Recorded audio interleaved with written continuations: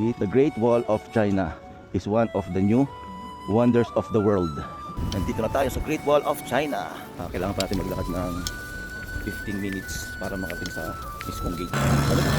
Naranasan ko na ang unang tapak. Uy, pahawak.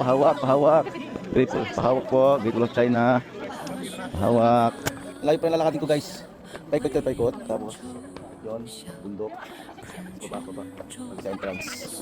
Tapos ang nakakapagod dito ay sa patarik yung lakad to. Ang tarik na siya. Ito patarik. Hirap lumakad. Ang tarik. Bigat pa ng gamit ko. Hello. Ihaw ma. Ihaw.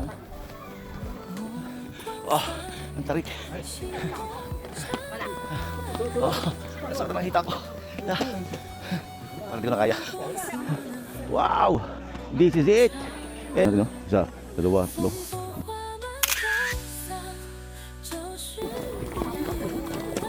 Napagod na. Nag-slide. Diyan tayo bababa. So, tara, continue lang.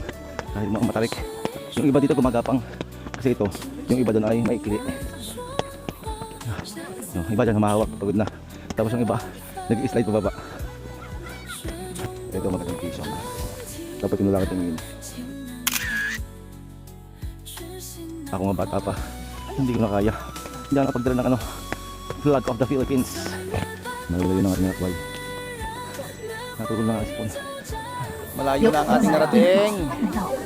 Malayo na, pero malayo pa. Hindi na natin matatapos kasi meron kaming oras. 12:30 dapat makita-kita na kami. Kasi sobrang tagal pala nito kapag tinapos namin. Ang dami pa Kaya kailangan ko na ulit bumalik. Papunta ng bus. Ay, sayang talaga. Tarik tarik. Doon tayo bababa. So yung ginagawa nila, nag-i-slide. Let's go. Ito ang vision. Yeah, tapo tayo. Ito ang vision, Pitik tayo ng mga interesting na stranger. Vision.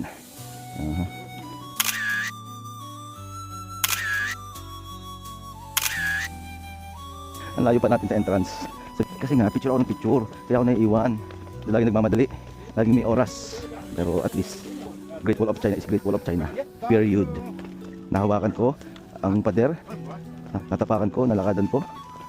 Happy na ako. Saka ito, pa-slide. So, hawak tayo. Pa-slide na ko. Bilas. Hawak tayo, hawak.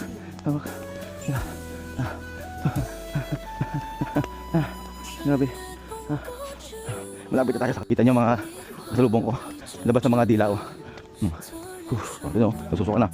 Ate, ayos ka pa ate. Ate, you need help. Continue, kundi na lang. Doon na kami meet up sa may flag ng China. Alam nyo guys, ang dami nagpupunta dito mga turista. Pero mga Chinese din sila. Mga Singaporean, Malaysian, mga Taiwanese. Kasi dito talaga ang kanilang mga ninuno. Mga Malaysian, Chinese, 3 generation na raw. Kaya tinatanong ko sila kung kilala pa nila mga kamag-anak nila dito. Hindi na nila kakilala ang mga kamag-anak nila. Kasi pang 3rd generation na sila.